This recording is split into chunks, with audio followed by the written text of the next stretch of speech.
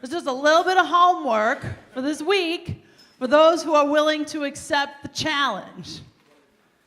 Now, go ahead and take all your clothes off, not right here. Stand in front of your mirror in a place and space that's sacred for you. Take off all your clothes, put on your favorite piece of music, and move your body. You know that it's called mirror work, to actually be with yourself. And likely what may happen is all of the judgments, all of the opinions. I do not invite you into that practice because it will necessarily be easy. You standing naked by yourself in front of a mirror, moving your body, may bring some stuff up. And that's the point of this work. You know, I said to someone this week that it was made popular by a journalist, but we often say it in this space that we are here to comfort the afflicted and to afflict the comfortable. So if you're finding yourself real comfortable, create some healthy tension, create some healthy pressure. You're here in this plane of existence to grow, to expand. You know, when something is growing beneath the soil, it requires tension to bust through and become its most beautiful self. You're just like that. You actually are served by some tension. No creation or innovation ever happened in your gluttonous self. It just doesn't happen there. I'm not saying don't enjoy the overflow. I'm just saying don't be afraid of the discomfort. Discomfort is your friend. It's here to rub up against you and make the rough edges a little smoother. So one of the things that I was told many years ago is that no matter what comes up when we are in collective practice, you always have the choice to see it as perfect. You always have the choice to trust that that which is irritating you is actually divinely orchestrated for your highest and holiest expression. Everything that is occurring in this now moment, in this plane of existence, is rightly designed. Because we either believe that the universe is orderly or we don't. You know, you can't have it both ways. You can't say it's orderly sometimes. That's antithetical to the word order. Either it's orderly or it's not. So bring to your mind's eye throughout the service something that you're in resistance to. Something that you're like a dog with a bone. You don't want to let it go. And just be willing to try on any and all turnarounds that the opposite of that experience that you're perceiving as wrong could be wholly right and perfect. Exactly the way it's designed. You know, I'm writing this book right now. And the intro, apparently, maybe you knew this, I didn't know. The point of an intro is to say what inspired this book. And the thing that I recently said yes to, that I've shared with you before, this conscious leadership program that people are in, that's a 2-year commitment, was so clear for me. It was like this creation is to bring together extraordinary human beings of differing experiences such that we could create a field that busts through old paradigms of existence. But guess what came up in the program? All the old paradigms of existence. And there was a moment or two or three where I really was like, why are we doing this? This is a massive pain in the neck. I don't need this in my life. And now it's serving as a great intro to a book. So you know what? You never know what irritating situation could be here for your good, right? The book wouldn't have gotten in motion if that irritating situation hadn't occurred. So I want to talk to you about this theme, this series that's titled Give It Away Now. That's what we're talking about in the month of May. What does it mean to give? What does it mean to walk in circulation? Giving, giving, giving, giving, giving. So I want to talk about what does the word give mean? To freely transfer something to someone, or somewhere. To freely transfer. Now, the key word there, what do you think it is? Freely, baby. My suspicion is that if you're anything like me, you give, but it's not freely. It comes with all kinds of conditions. And guess who will feel trapped at the end of that exchange? The giver. So my invitation for us over the next week is to actually begin to explore this experience of generosity. What does it actually mean to give freely? You remember last week I talked about this notion of via negativa. I want to revisit that. Via negativa is the way of the no. To find the will of God. Now, when we use the word God here, we do not mean some man out in the sky. We mean the presence of all that is nearer than your breath and vaster than your being. To find the will of God, the highest pursuit of monks and mystics, one had to say no to anything that could compete with the still small voice of the infinite, of the universe, of the presence. So in order for you to give freely, you'll likely have to start saying no to some of your giving. Because if your giving is rooted in this pattern of obligation, it's not free and you're not free. And then, when something comes along that you actually want to give to, it still feels taxing. That's sort of confusing. So I've given, likely out of obligation on some level of my being, such that by the time an opportunity comes along that I really do want to give to, I'm tired, depleted, and over it. Well, that's what we want to interrupt. Yeah? So let's look at this thing. Obligation leads to resentment, leads to entitlement. I talked about it last week, but I really want you to get this. You are being called, by virtue of sitting in this room, listening to this conversation that is not of me, right? Like, this is just what's coming through this dimension of reality. We've all said yes to some inquiry here. Otherwise, it wouldn't be coming up in the collective consciousness. So you're being invited to start being highly discerning around what you say yes to and what you say no to. I so want for myself evermore, and for anyone and everyone I'm in relationship with, to feel fully free and alive when you give a yes. Have you ever said yes to something and then been like, why did I do that? It's like moments later. Have you ever said yes to a commitment and then all of a sudden you get sick right before? Funny how that happened. All of a sudden you got a flat tire right before you were supposed to get there. All of a sudden the kids have an emergency at school. Your subconscious mind is creating all the time. You are so much greater than this three-dimensional realm of existence that you create a bunch of mess, and I create a bunch of mess when I say yes to things that I'm not fully alive to doing. We create messes. So you might say no more frequently.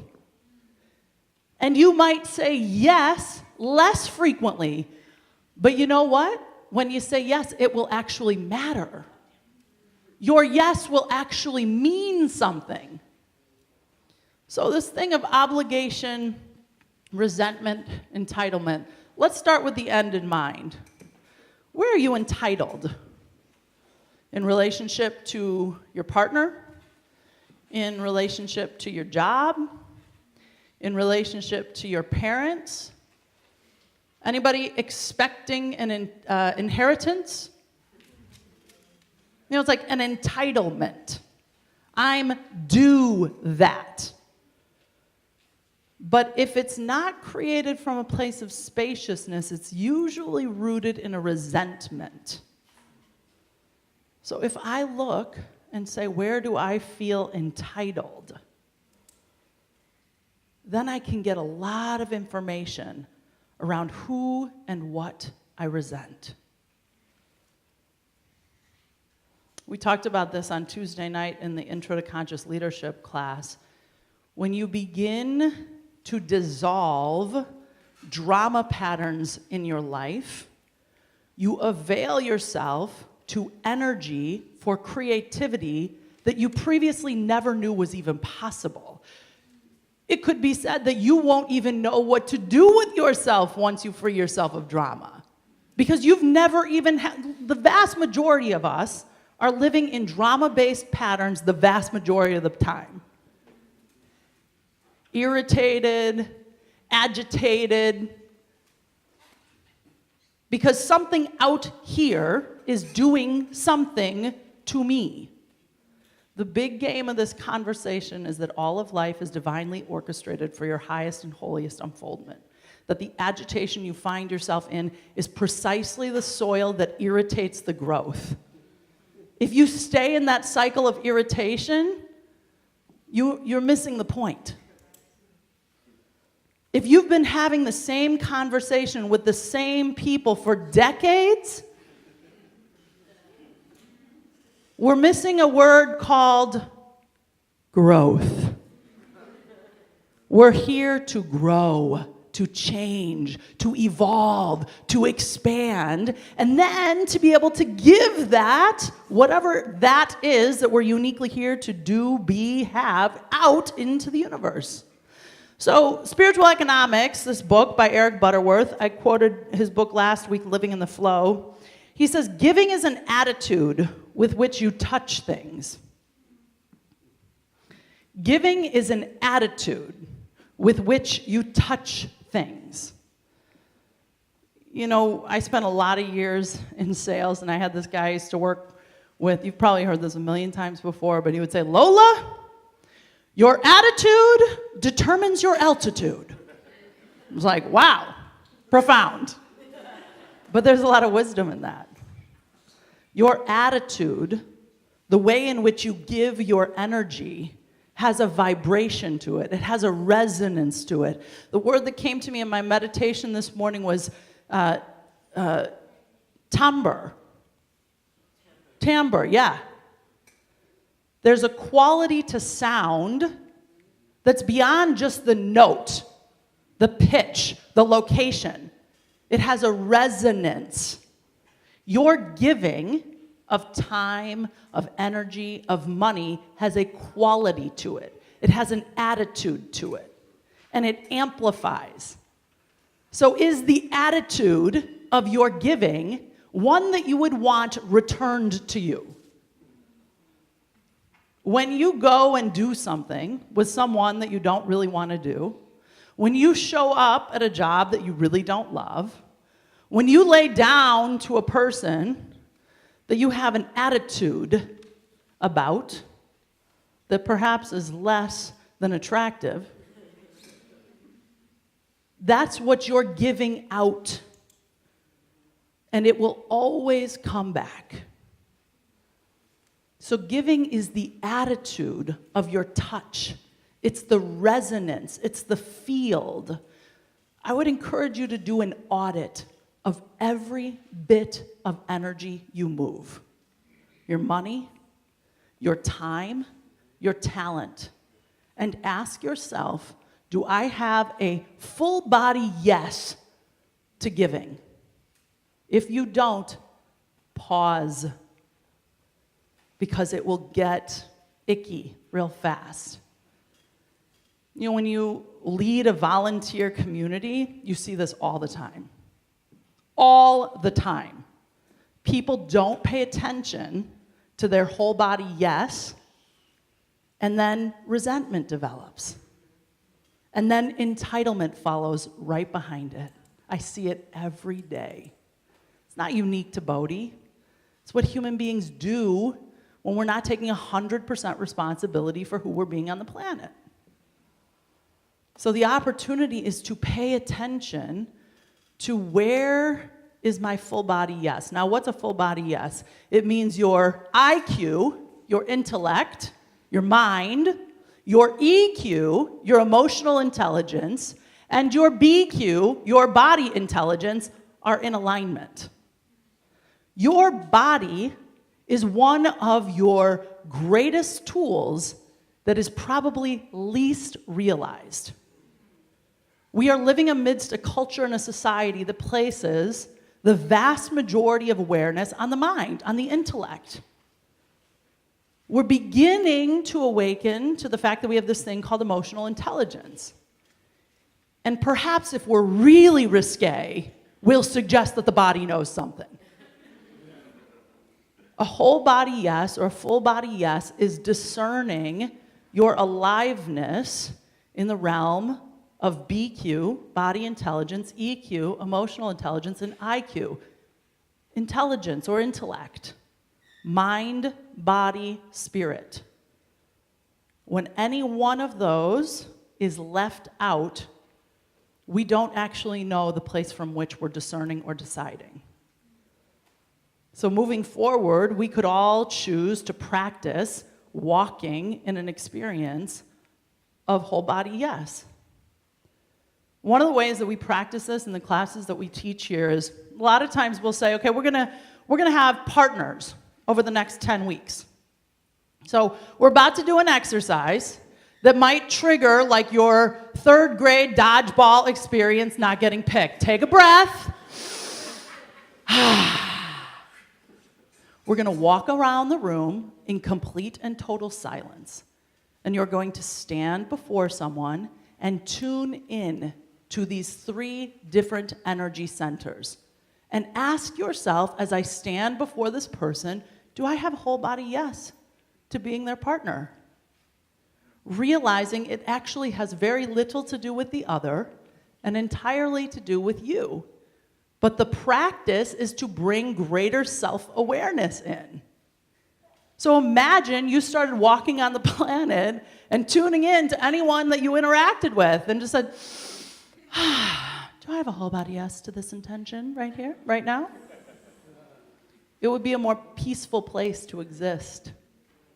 When you override your kinesthetic awareness, when you override your whole body yes, you create suffering. So remember that time you took a job that you knew wasn't yours to do? Has anyone not had that happen? That would be an example of not honoring your whole body yes and your sacred no. Remember that one you slept with that you knew you didn't need to do that. And then you had a hangover afterwards, a little heartbreak hangover. When we dishonor our awareness, that stuff happens. Something in you knows. And it's not just your mind. So if we were to look at this thing called whole body yes, what might the cycle look like distinct from the victim consciousness or the congestion consciousness that we talked about? See, if you're not in victim consciousness, if we were to just put this in a binary, you would be in creator consciousness. You would know yourself as an empowered being, that you actually could create what you want in any given moment. I was giving my mom a hard time last night because we were doing a boomerang on Insta Story, and I was like, just a slow, repeated movement like this. And she was like, okay, I got it. And then we looked at it, and she's like, I hate that angle. I go, then just ask for a new angle. She was like, I would like a new angle. So we switched spots, and we did it again. You can create anything you want at any given moment, but it does require you to take 100% responsibility and speak it. Yeah. Folks can't read your mind. I don't know which angle you like. You understand what I'm saying? So let us look at this practice of whole body yes. What that then looks like is moving with openness and curiosity, and then having an experience of appreciation. It's very different from resentment and entitlement. So if we were to just choose obligation, resentment, entitlement, or whole body yes, openness and curiosity, and appreciation, which would you prefer? Yeah, and yet most of us, most of the time, are creating from a place of obligation. And then sad that our lives look the way they look. Like something out there did something to us. No, you just didn't honor your intrinsic knowing. There are all kinds of agreements that we have set up in our lives that would be worth revisiting. Look at your calendar. Look at your money. How many subscriptions do you have that give you greater aliveness? And how many subscriptions have you forgotten about that are like a leaky drain on your bank account? You understand what I'm saying? When I did the TEDx Chicago talk, there was a man who spoke that day who is like the lead surgeon at Midwest Orthopedics and at Rush Hospital. And his talk was on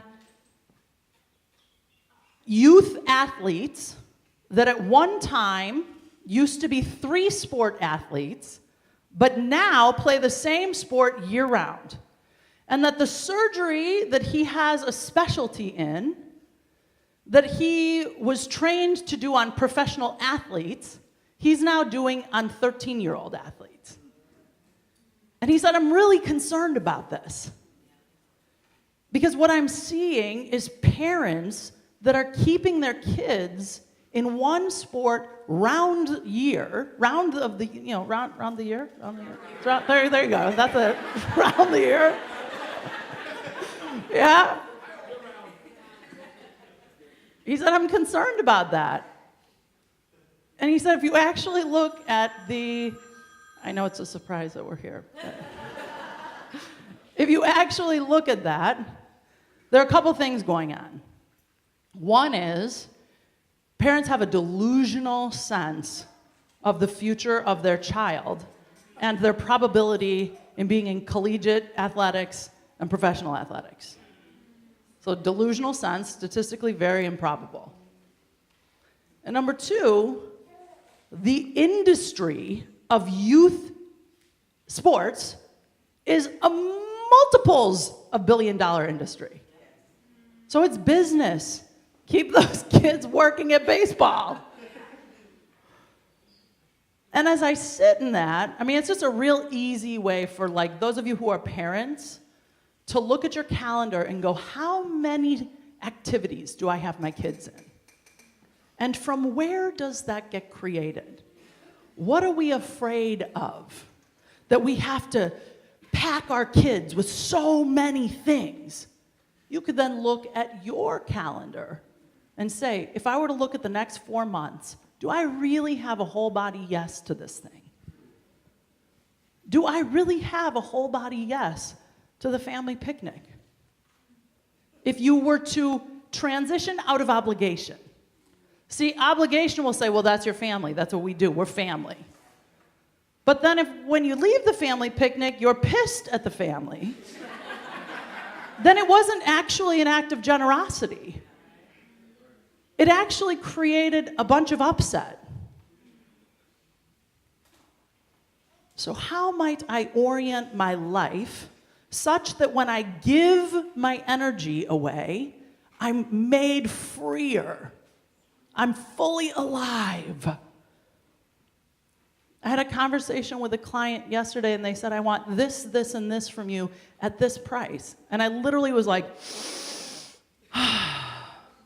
if I say yes to you on that, I will resent this opportunity. And if I resent this opportunity, you will not get the best and highest version of me. And I'm most interested in giving you the best and highest version of me. Most people are super grateful if you are that aware and that candid, because it creates a lot less mess down the line. So I want to revisit this idea of giving. To freely transfer something. To freely transfer something. I do not ever loan money. It's not free. There's always a cost. Even if it's just my psychic space. So if you ask me for money, if I can't get with it being a gift, you won't get it. When I give to this place, if there are a bunch of conditions, it's not a gift. When I give to my children, if there are a bunch of conditions, it's not a gift. If your sourpuss face responds to this Easter basket like that one more time, what happened to the spirit of the season? Can I give from a place of freedom? This is a practice. It is a lifelong practice.